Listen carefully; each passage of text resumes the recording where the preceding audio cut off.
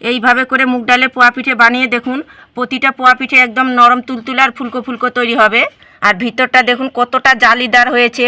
এইভাবে করে পোয়া পিঠে বানিয়ে দেখুন, খেয়ে অবাক হবেন, ভাবতেও পারবে না পিঠেটা এত সুন্দর লাগে খেতে। নমস্কার বন্ধুরা, প্রতিমা কিচেন ভিলেজ ফুডের নতুন একটা ভিডিওতে সকলকে স্বাগত জানিয়ে আজকে রেসিপিটা শুরু করছি। আর আজকে আমি আপনাদের সঙ্গে শেয়ার করব মুগ ডাল দিয়ে পোয়া পিঠে। অনেকে কিন্তু পোয়া পিঠে খেতে পছন্দ করলেও কিন্তু পারফেক্টভাবে ফুলাতে পারে না। আজকে আমি সঠিক মাপ সহ দেখিয়ে দেবো, আপনারা খুব সহজেই এই মুগ ডালের পোয়া পিঠে তৈরি করে নিতে পারবেন। কোনো রকম ঝামেলা মনে হবে না তৈরি করানোর। তো কীভাবে বানাচ্ছি বন্ধুরা, স্কিপ না করে পুরো ভিডিওটা দেখবেন। আশা করি আজকে পিঠা রেসিপি দেখতে আপনাদেরকে ভীষণ ভালো লাগবে। আর যে সকল বন্ধুরা এখন পর্যন্ত চ্যানেলে নতুন হয়ে থাকলে প্লিজ চ্যানেলটিকে সাবস্ক্রাইব করে আমার পাশে থাকবেন।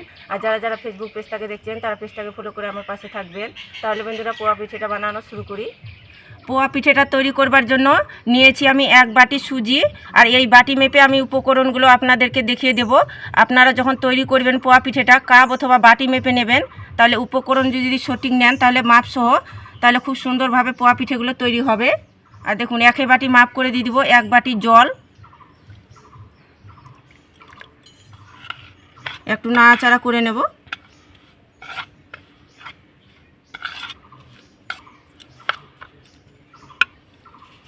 তো যেহেতু সুজি আছে তার জন্য আমি ঢাকা চাপা দিয়ে রেখে দেবো 5 মিনিট রেস্টের জন্য। সুজিটা অনেকটাই নরম হয়ে যাবে, এমনকি ফুলেও যাবে। এদিকে উনুন ধরিয়ে কড়াই বসিয়ে দিয়েছি। আর আজকে যে তৈরি করব পোয়া পিঠেটা মুগ ডাল দিয়ে, তার জন্য দেখুন হাফ বাটি নিয়েছি মুগ ডাল। কড়াইয়ের মধ্যে একটু ভেজে নেব। তো একটু শুকনো খোলায় নাড়াচাড়া করে 2 মিনিটের মতন ভেজে নেব মুগ ডালটাকে। তবে কিন্তু কালার করে ফেজলানো যাবে না, হালকা আছে কিন্তু ভেজে নিতে হবে। 2 থেকে 3 মিনিট হালকা আছে ভেজে নিয়েছি। আর দেখুন আমি লালচে কালার করে ভাজিনি, ঠিক এইভাবে করে ভেজে নিতে হবে। তো ভাজানো হয়ে গেছে, এবার নামিয়ে নেব।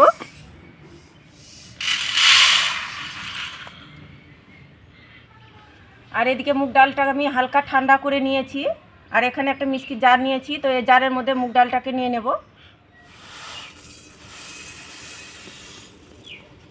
মিষ্টির ঢাকনাটা লেগে একটু গুঁড়ো করে নেব। তো মিষ্টিতে আমি খুব ভালো করে গুঁড়ো করে নিয়েছি। তো দেখুন একটু কিন্তু মিহি করে গুঁড়োটা করে নিতে হবে এইভাবে করে। আর একটু যদি খসখসে ভাব থাকে তাহলে চালিয়েও নিতে পারেন। আর এদিকে সুজিটা রেস্টে রাখানো হয়ে গেছে 5 মিনিট। আর দেখুন আগের তুলনায় কিন্তু সুজিটা অনেকটাই কিন্তু ফুলে উঠেছে। আর জলটা কিন্তু দেখুন টেনে নিয়েছে। তো এখানে আমি একটা গামলা নিয়েছি, এই গামলার মধ্যে সুজিটাকে নিয়ে নেব। কেন কি ব্যাটারটা তৈরি করতে সুবিধা হবে, একটু বড় দেখেই পাত্র নিতে হবে। আর দেখুন 1 বাটি মাপ করে নিয়েছি 1 বাটি ময়দা। আপনারা চাইলে আটা দিয়েও করতে পারেন। আর 1 বাটি মাপ করে নিয়েছি হাফ বাটি শুকনো আতপ চালের গুঁড়ো। আর হাফ বাটি নিয়েছি আমি চিনি। তবে চিনিটাকে আমি গুঁড়ো করে নিয়েছি, আপনারা গোটা চিনিও দিতে পারেন। আর গুঁড়ো করা চিনি দিতে গেলে গলতে কিন্তু সময়টা কম লাগবে। আর মিষ্টিটা কিন্তু নিজেদের কম বেশি দেবেন, যে যেরকম মিষ্টি খেতে পছন্দ করেন। আর এখানে দিয়ে দিব 4 চামচ আমি শুকনো নারকেলের গুঁড়ো। আপনারা চাইলে মিহি করে কুড়ানো নারকেলও দিতে পারেন, আর দিতে গেলে কিন্তু খেতে ভালো লাগবে। আর দিয়ে দিব স্বাদ মতন একটুখানি লবণ, সামান্য একটু। আবার মুগ ডালটা যে আমি গুঁড়ো করেছি সেটা দিয়ে দিব এর মধ্যে।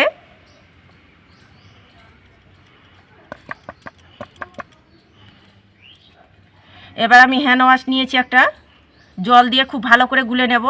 তো আপনারা চাইলে দুধ দিয়েও গুলে নিতে পারেন। অল্প অল্প জলটা দিয়ে গুলে নেব।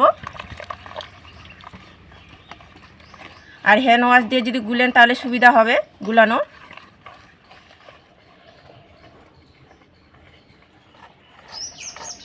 তো জল দিয়ে খুব ভালো করে গুলিয়ে নিয়েছি। এবার আমি হাত দিয়ে 4 থেকে 5 মিনিট খুব ভালো করে একটু ফেটিয়ে নেব। আর এইভাবে করে ফেটিয়ে নিতে হবে একটু জোরে জোরে।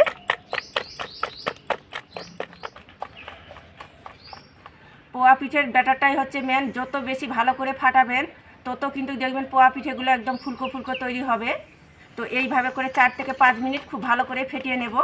একটু সময় নিয়ে ফেটিয়ে নিতে হবে।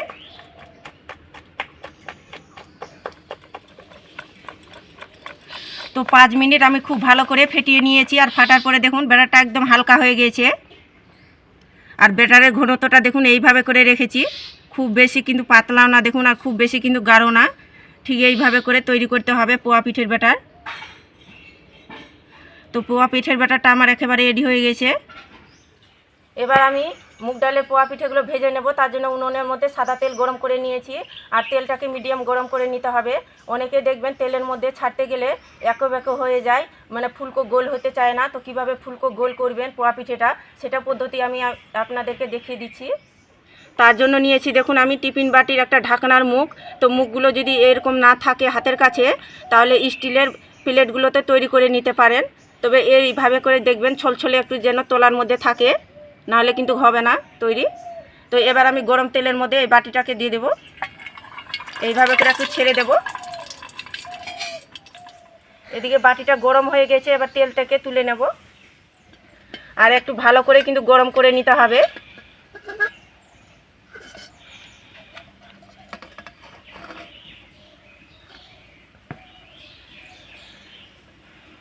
এবার আমি বাটিটার মধ্যে দিয়ে দেব অল্প করে ব্যাটার।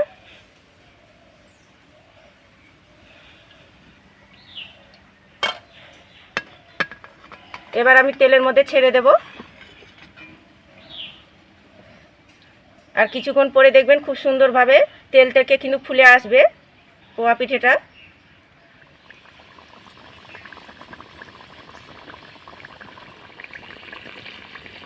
আর এই দেখুন কিছুক্ষণ পরে কিন্তু কত সুন্দরভাবে পোয়া পিঠেটা কিন্তু তেল থেকে ভেসে আসছে দেখুন। আর মিডিয়াম আঁচে কিন্তু ভেজে নিতে হবে। আর এইভাবে করে একটু তেলের ছিটাটা দেব, তাহলে দেখবেন আরও খুব সুন্দরভাবে ফুলবে, একদম ফুলে বোলের মতো হয়ে যাবে।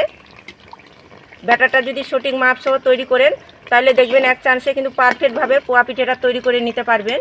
কোনো রকমের ঝামেলা মনে হবে না তৈরি করানো। আর কি সুন্দরভাবে ফুলছে দেখুন, বোলের মতন হয়ে যাচ্ছে। আর দেখুন বাটি থেকে কি সুন্দরভাবে ছেড়ে গেল। এইভাবে করে উল্টে পাল্টে ভেজে নেব।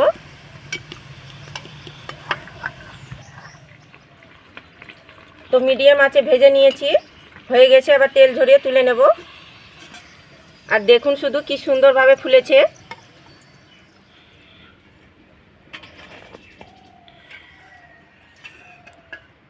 আর এভাবে করে পোয়া পিঠেগুলো তৈরি করে নেব। আর ভাজতে কিন্তু খুব সুন্দর লাগছে। তো আবারও আমি কিছুটা পরিমাণে বাটির মধ্যে ব্যাটারটা দিয়ে দিব।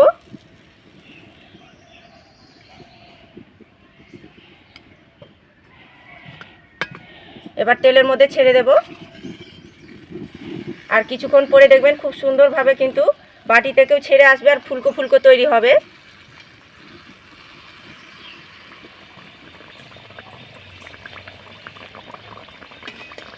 আর দেখুন কত সুন্দরভাবে তেল থেকে ভেসে আসছে, আর কি সুন্দরভাবে ফুলছে দেখুন। আর এইভাবে করে একটু তেলটা ছড়িয়ে দিতে হবে, তাহলে দেখবেন খুব সুন্দরভাবে ফুলে যাবে।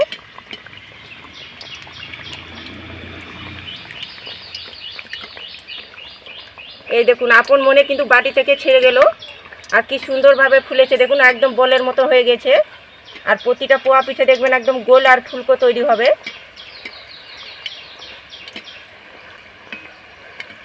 এবার উল্টে পাল্টে দেব।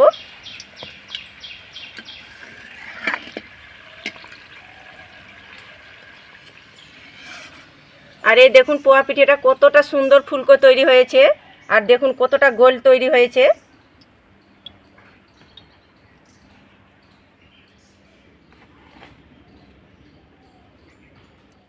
সবগুলো মুগ ডালের পোয়া পিঠেগুলো ভেজে নিয়েছি। আর ভাজার পরে দেখুন কতটা ফুলকো হয়েছে আর গোল হয়েছে। এইভাবে করে মুগ ডালের পোয়া পিঠে বানিয়ে দেখুন, প্রতিটা পোয়া পিঠে একদম নরম তুলতুলে আর ফুলকো ফুলকো তৈরি হবে। কতটা ফুলকো ফুলকো হয়েছে দেখুন। আর একটা আমি ছিঁড়েও দেখাচ্ছি, কতটা নরম তুলতুলে আর ফুলকো হয়েছে দেখুন। ভিতরটা একেবারে জালিদার হয়েছে। এইভাবে করে বানিয়ে দেখুন, খেয়ে অবাক হবেন।